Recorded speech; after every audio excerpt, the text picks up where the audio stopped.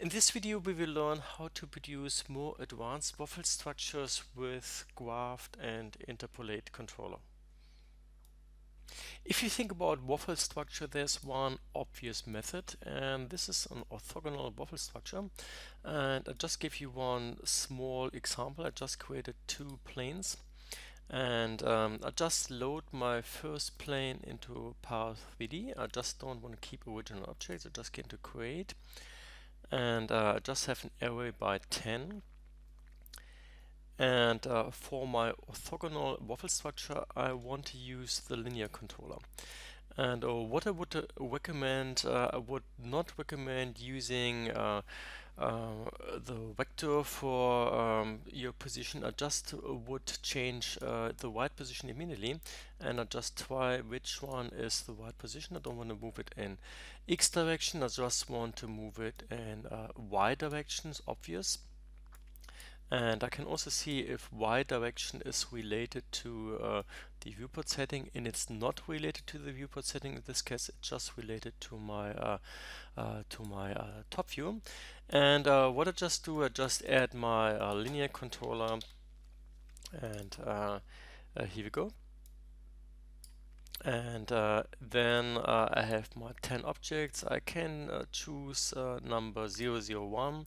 I can just move this up and then update my linear controller, and then you can see that I already have 10 potential sectioning planes in my viewport.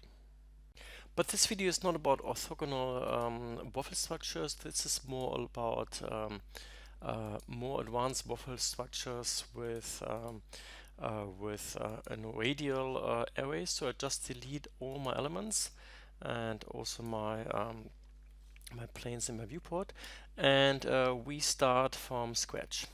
The first thing I do is I just draw a plane, and I just draw a plane and I just enter the measurements properly 30 by 30 centimeters. And this is my horizontal plane, and I also want to have a vertical plane like this. Now also enter a value 30 centimeters by 30 centimeters, and I just name this and rename this, and I name this waffle vertical. I copy this, and I just take the other one and I just rename this waffle horizontal. That's quite important if you want to select it at the end of the day properly. Okay, and what I want to do is I want to have one structure coming from the top in a radial sense, and one coming from the bottom as a horizontal waffle structure, and also have a rotation inside my structure. When I turn my object I return my plane, you can see in my perspective viewport that this is not what I want to have. I have to work with my pivot point. I have to move my pivot point so to get the right rotation axis. So I just go into hierarchy, I go into affect pivot point, and I just move my pivot point in X and Y direction. I just move it in the corner. So in X, Y, and Z direction, my pivot point is in the corner.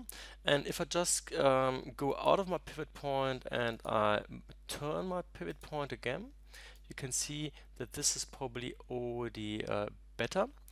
But what I want to do is I just don't want to move it to this point, then I want to have my moving axis slightly out of this point. Okay, before I do it, I change one thing. I tried it already beforehand, and I just do it to save a little of time.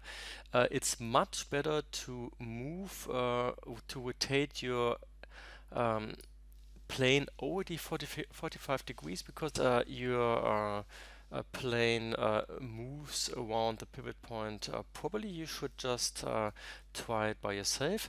If I moved it, I just can go inside again and just say right mouse click, move pivot point, and I just want to move it in my top view. I select top view. Yeah, and I enter 10 centimeters in X direction, and then I just want to have it minus 10 centimeters in Z direction. I also do it minus 10 centimeters in Y direction, but I have the feeling that this I probably don't need.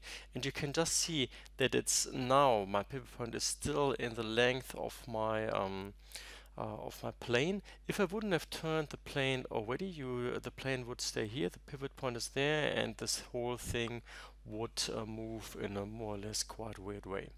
Okay, I did it. I can try it if I just go inside now and right mouse click use my front view. Then you can just see that it works properly. It has a it can produce section in planes, and the center of my plane is outside my object. Okay, I quickly do the same thing with my other plane. I just have selected my vertical plane. I just select my corner of my plane. I choose move in a little bit to be that I can do it a little bit better, and I just move it to the corner here. Like this. I do the same thing. I'm not really sure if I need this, but I just do the same thing in my front view. Move this point up, this case in my Y direction because my front view is selected. And now I concentrate on my pivot point again, and I just take my pivot point, I move my pivot point to the corner, right mouse click, I do the same in Y direction, and I just deselect my pivot point, and I rotate my plane. I rotate my plane 45 degrees, minus 45 degrees, and you can also see it in my little field on the lower point of 3D Studio Max. And here we go. And now again I go into Effect Pivot Point. I just want to move my pivot point. I want to move my pivot point with top view right mouse selected 10 centimeters up in Y direction. Oops, I was in rotate. This is definitely the wrong menu. I just go and right mouse click and say select and move. So already looks better. So also centimeters. I just go and just say 10 centimeters up in Y direction, and I want to have minus 10 centimeters in X direction, like this, and you can already see that's in my axis. And with the Z direction, I'm not so sure. First I select it. I know I have to go 10 centimeters up. If I have my top view selected, just say 10 centimeters, and now it goes 10 centimeters up. I just say deselect pivot point, and if I have my top view selected and just move it, sorry, move it here, then you can see that it also works really well. Okay, I have my waffle vertical plane selected. I just going to create parametric array. I just want to have an array of 5 elements, and I don't want to keep original objects, and I just go into create.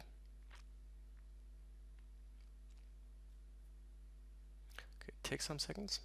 Here we go, and I just want to see it a little bit better. I just extend my top view and open my para node, and I only want to work on rotate, and I select my X rotation. I just see it has a value of 90, and this is not the axis I want to rotate. I just see which one I actually want to work through. By the way, it's also not Y direction, it is the Z direction, because this is also has the minus 45 degrees. I set this up, so that's a really clear thing. You can see what actually is happening, and I can also remember my values. I just see that with an angle of 70 degrees, there is still an intersection. So I just have my pen next to me. I have my write down waffle vertical, and in Z direction, Z double point, I just say I want to have one is -7 degrees. The other one, I just go up again, is -45, and the third value I will write down as -20. So I have -70, -45, and -20 degrees. I should remember this, or should write these values down. And with this, we just explore our first controller. And in this case, we just use the interpolate controller. Double click. Here we go. I want to add two elements of my array, and I just say add selected, and now I press my H key. By the way, this was a mistake. I did it already before, and this is how you immediately go and changing your name. I used this mistake to just call my controller near waffle vertical. What you have to do is you first have to select your member, and I just activate my viewport. I just press my H key. Here we go, and you can see that it's important that you name your elements properly. I just say vertical 111, and I go into add selected items. There will be an error. It's not an error, it's a warning. You need two elements to be able to interpolate. So what I do is I just select my viewport again, press my H key, and I select waffle vertical 115, and here again I go into add selected items like this. And what you can do is you can all my two objects have the value of -45. If I choose the first one, I can now enter my value of -70 because I tried it before. And you can also see in my in 3D Studio that waffle vertical 111 is selected. If I go and choose this one, then you can see that I have selected it in my viewport, and here I can just enter the value -20 -20 degrees. And if I now update my controller, you can just see that I have 1, 2, 3, 4, 5 elements, and it's a interpolation between -70 and -20 degrees. If you go into perspective and just say maximum viewport toggle off, you can see what we already did, and we can just see if we want to make it more complex. I just go into my Y direction and I just see what my Y direction is doing. This doesn't convince me, to be honest, and I just go into my X direction and just see if my X direction is interesting. This is not bad, but I will have to be careful what I'm doing. So it's more like between between 80 and 100. I can definitely think about this, and I will quickly try this again with my interpolate controller. Double click, I go inside and I just say add selected member number 1.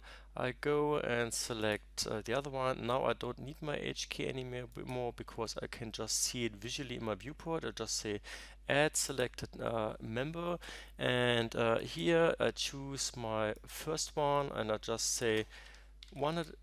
Oops, I say 100, and I choose my other one and I say 80, and I go into update controller, and I have a little bit of twist, and you can already see. Let me have a look at what this looks like in my wireframe mode. There's already the problem of an intersection, which doesn't look good.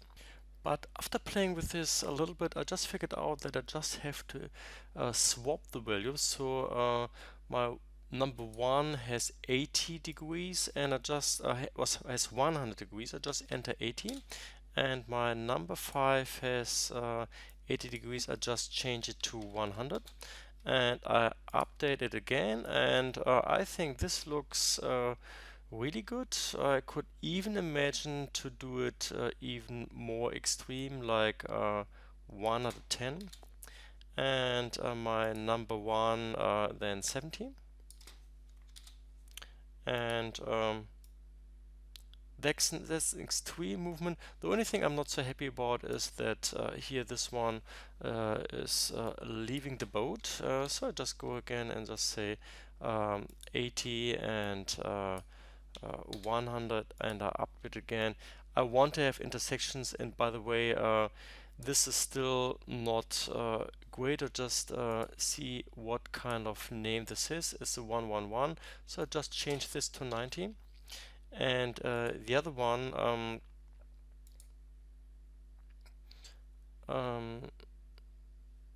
no, I changed this one to 90, and the other one I changed to 120, for example. And let's see what is happening. And I have a better intersection with this one. The other one is also a little bit too far out, so I just change it to 110, and this is something I actually really like. Okay, let's have a look at the horizontal surface. First of all, I select my horizontal surface, and it is this one. I already worked on my pivot point, and I just load it into para3d. I don't want to keep original objects, and now I just say I have an array of, let's see, my horizontal, I want to have an array of 6, and I just go into create. Take some seconds. Here we go. The new node always will be underneath the one I used last. I just changed my mind. I don't want to have an array of 6. I want to have an array of 7, which is really easy. I can just change it in the menu.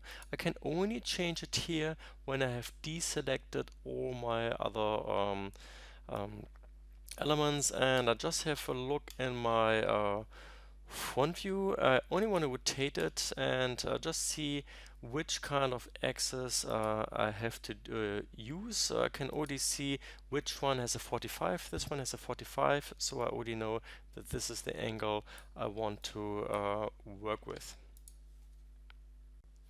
This time I don't want to use the the interpolate controller.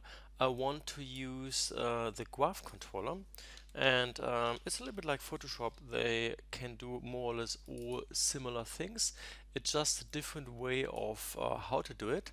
And what you can see a graph with 2 points.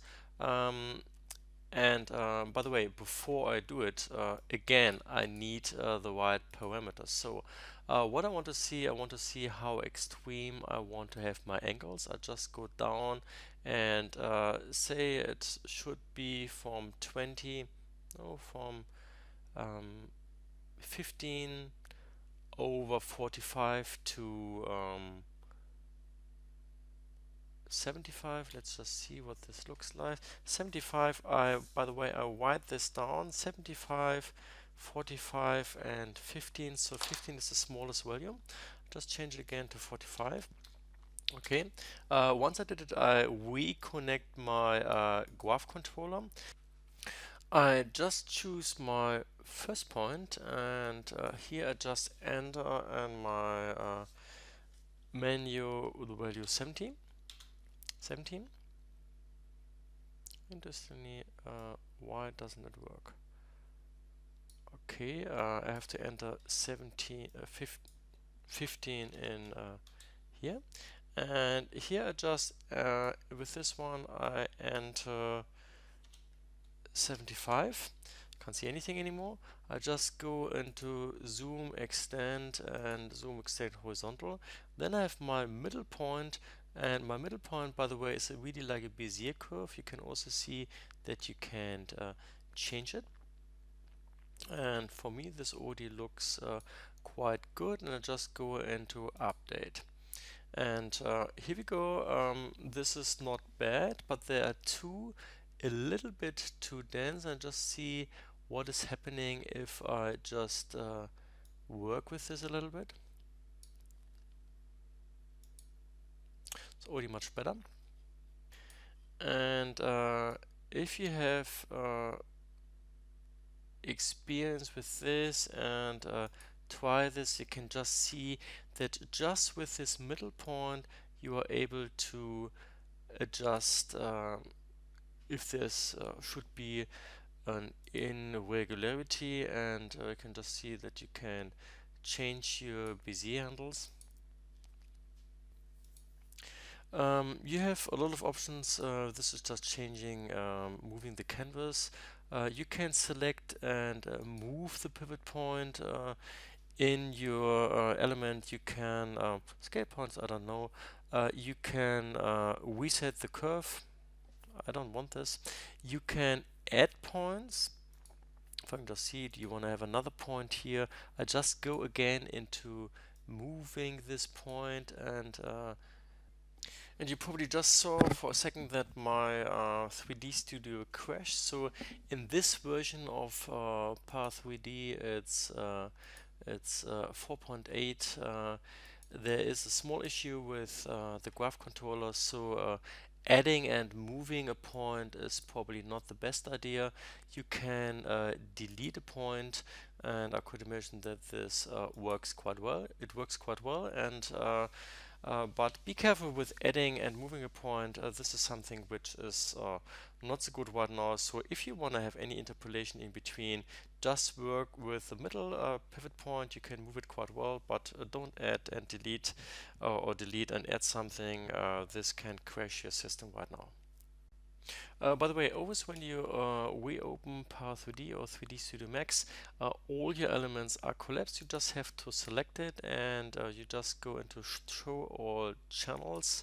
Then it looks like this. You can also select both elements and just say you want to collapse items. Then there are just inside. It's just very few things in terms of how to adjust and deal with this. Okay, I could imagine that I do a little bit of something with my X or Y direction to see what is actually happening. Okay, let's have a look at this in my perspective, because that's a better way of looking at these kind of things. So these are my horizontal planes. Sometimes I use clay, because with clay you can see things quite well. In this terms I'm not really convinced, so it's easier for me to look at this like this. And no, this doesn't convince me. Put it back to 0, and let's check the Z direction.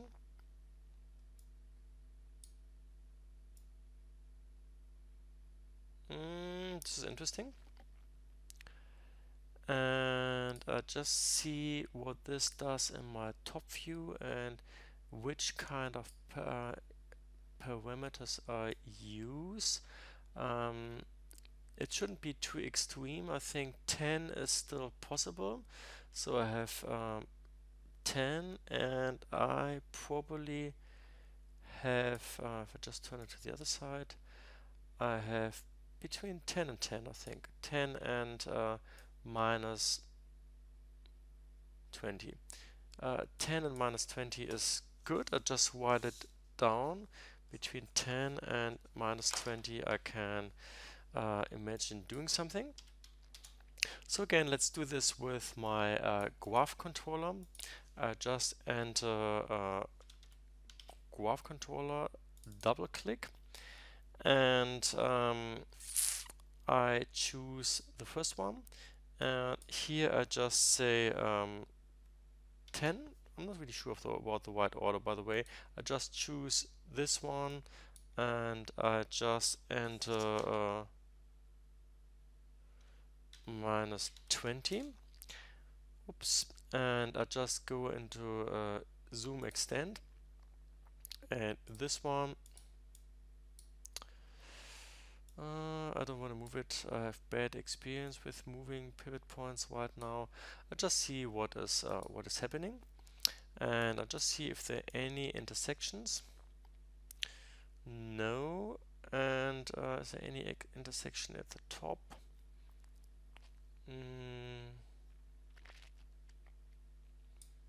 Not completely convinced. I just play a little bit with my handles.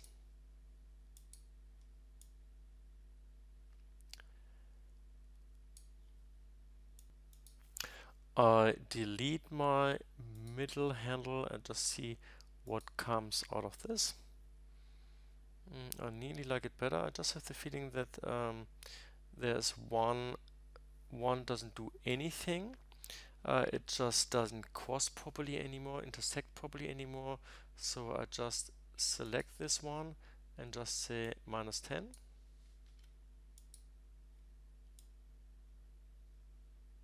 Which is better.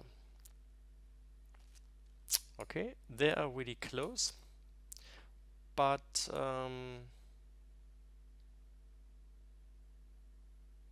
I think it's worth trying. Okay, the most important thing is that there is not any intersection in one of the groups, that they intersect themselves. I think in the geometry this looks okay. These two guys are really extreme together. I probably optimize it a little bit. I just went into my first graph controller, and my first pivot point was the issue. There's one handle. If I just move this up a little, you can just see that I actually have really good control over my map waffle structure. Okay, that's fine. The next step is just producing waffle structure. I try to do it really fast because you probably already saw my other videos. So what I do is I just select my object. This is a really simple letter S. The more complex your waffle structure is, the better, or the most simple probably should your object be.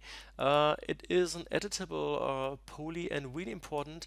If I go into select, it's really important that this is 100%. So if you have anything like 50%, 60%, then you have scaled it. Just put a reset X form on top.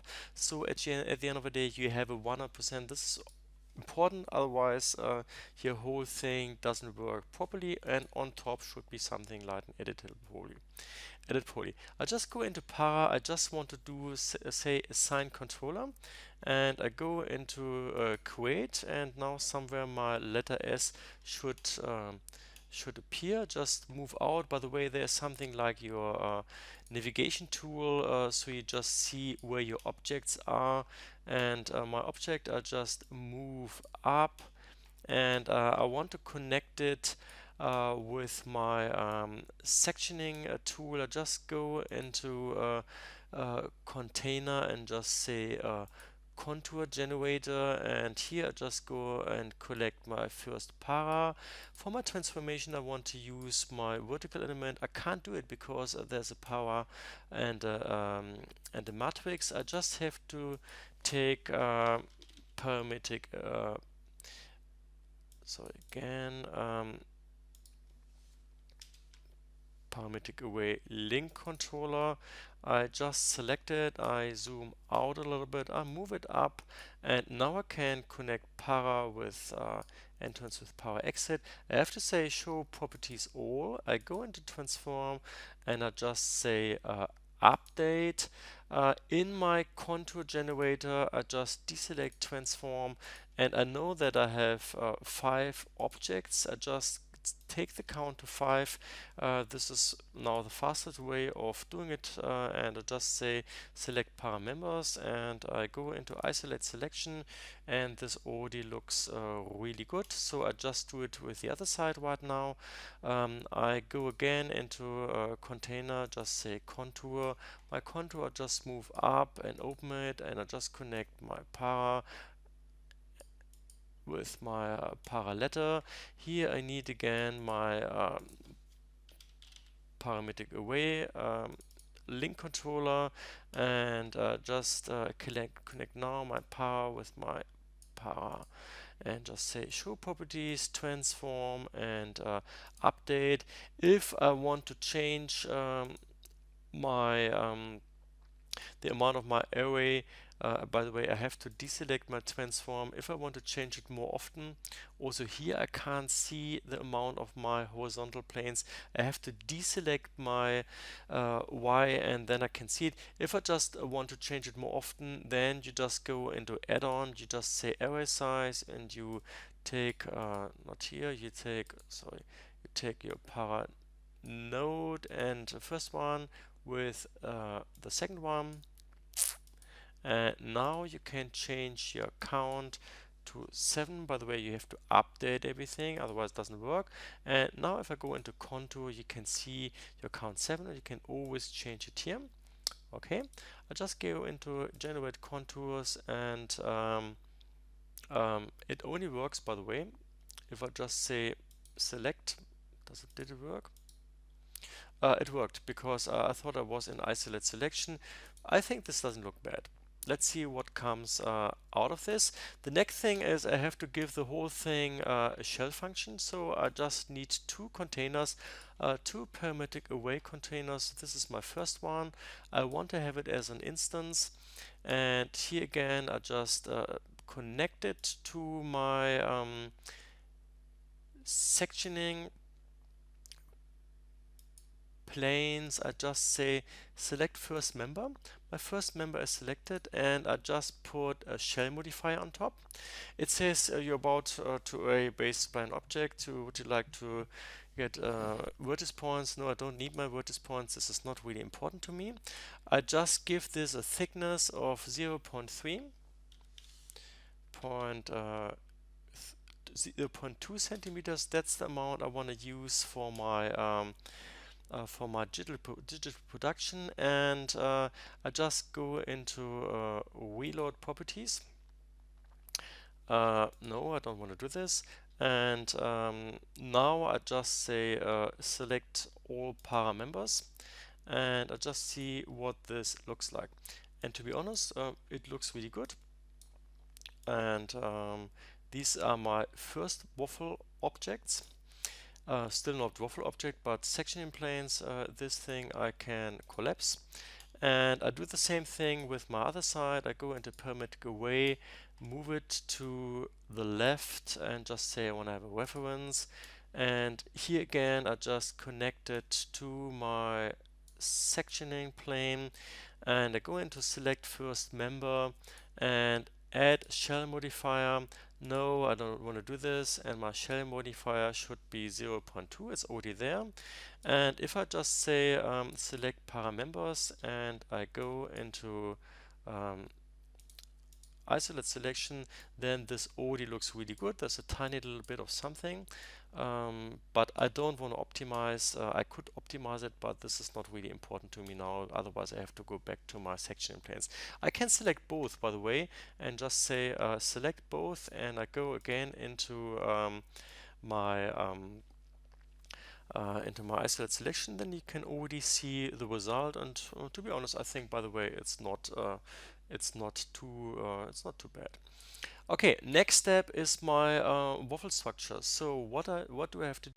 I just have to subtract them from each other. So what I do, I just go into compound and I just move my compound to the left, and I just say I want to have manage input para. It should be a mesh actually and not a shape, and I want to have a waffle structure, and then it just tells me I should choose option 3. Option 3 means each object of A should subtract with each object of B. So A, zoom in, make it just a little bit bigger because you can see it better. A is this one and B is this one. Okay, and I just go into generate compound objects and invalid Boolean operation. Could be also the tiny little object which was there. Let's see what's happening. I have no idea, but I'm not too pessimistic. Okay, it was a little bit too often, but I just want to see what came out of this, to be honest. So I just say select para members, and I go into isolate selection, and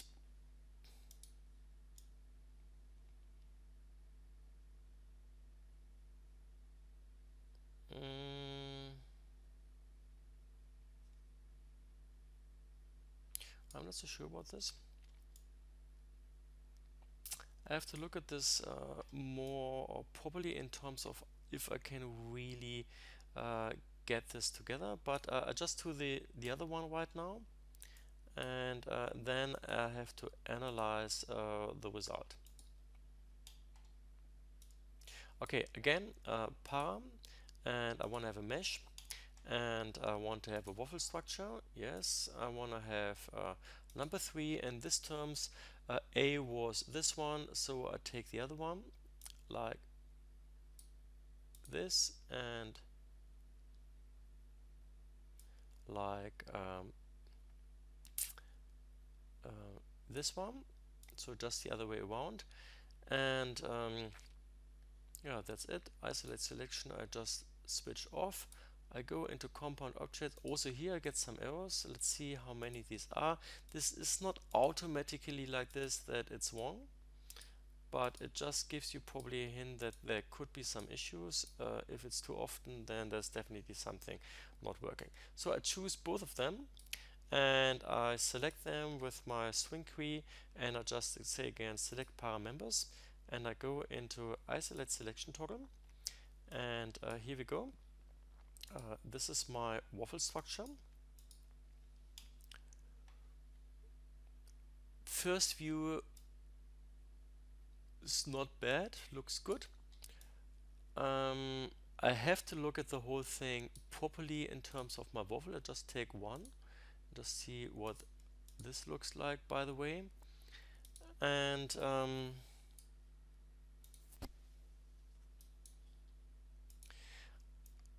I think we can do something with this.